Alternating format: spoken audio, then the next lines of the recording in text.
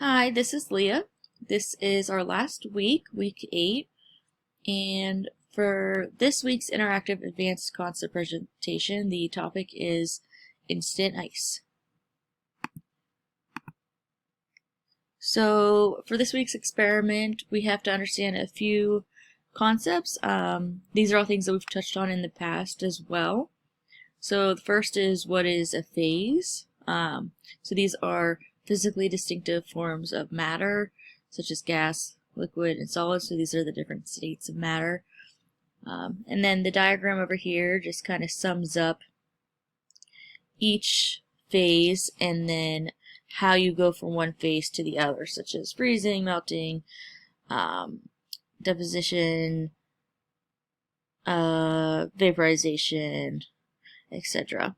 And this also ties in the phase change. So this process from going from one phase or one state of matter to another.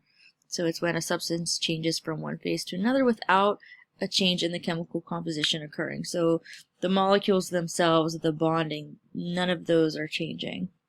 It's just purely, that same molecule going from one state of matter to another. So for our experiment, we need a few everyday household items. So a couple water bottles. I used 3, one for each of the different types of methods that we're going to talk about. A freezer, I just used the freezer on top of my refrigerator. A glass bowl and a glass cup. I chose glass because I figured it would be the easiest to see through, to see the ice forming, and then we're going to need some ice cubes. So we're going to go through 3 different methods of creating instant ice. The first way would be abruptly hitting the water bottle. The second is pouring the water over ice, and the third is placing an ice cube into a cup containing water. So what happened when I tried to do these? So unfortunately, none of mine turned out great. The closest one that worked out the best was method 1. I did this one when I first took out the water, and it seemed like maybe it wasn't cooled enough, so I put them back in for an additional 20 minutes, and then it seemed like they might have been a little bit too frozen, but I'll show you what happened with each one. So method 1, this was when we abruptly hit the water bottle. So I just hit it off the counter. And let's watch that again. After I hit it, you can see some crystallization up here at the top where it hit off the counter, but none really at the bottom.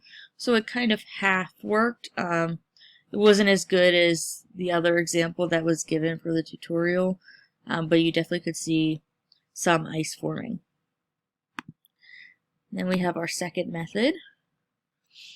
This was when we took the super cold water and poured it over an ice cube. So you can almost see part of the liquid in here was already frozen.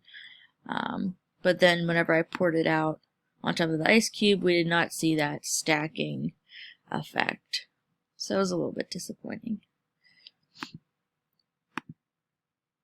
And then method 3, this was where you pour out the water into a glass and then you drop an ice cube into it.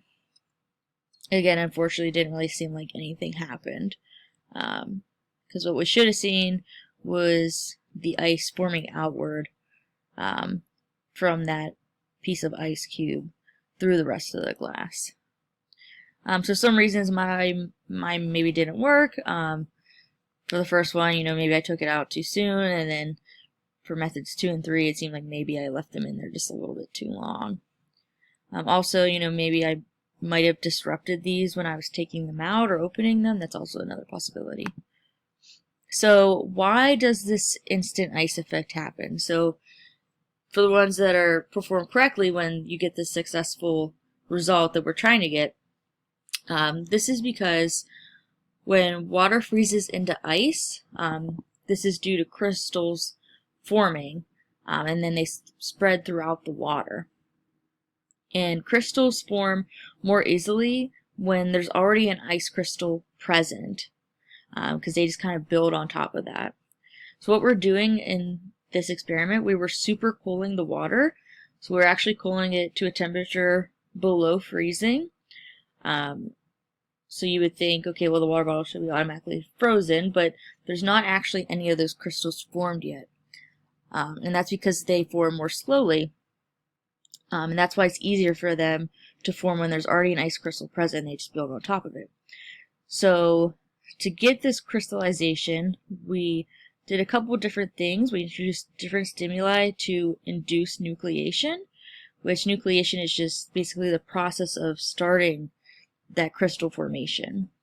So the different ways that we tried to induce this was by abruptly hitting the bottle, because this would cause the bottle to dent, and then the crystals can kind of form off of that dent in the plastic water bottle.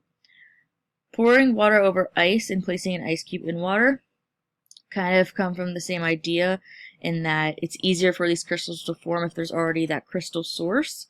So if we're pouring the water over ice, that ice that's sitting there was the crystal source. If we have the water in a cup and then we add that ice cube is the crystal source.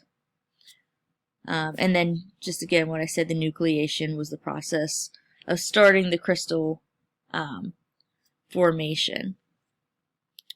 And that's because the crystals build on top of one another, and then they spread throughout the entire substance. So in the demonstration videos that we saw, you could kind of clearly see this. In mine, unfortunately, they did not work out so well. But that is everything. Thank you for listening.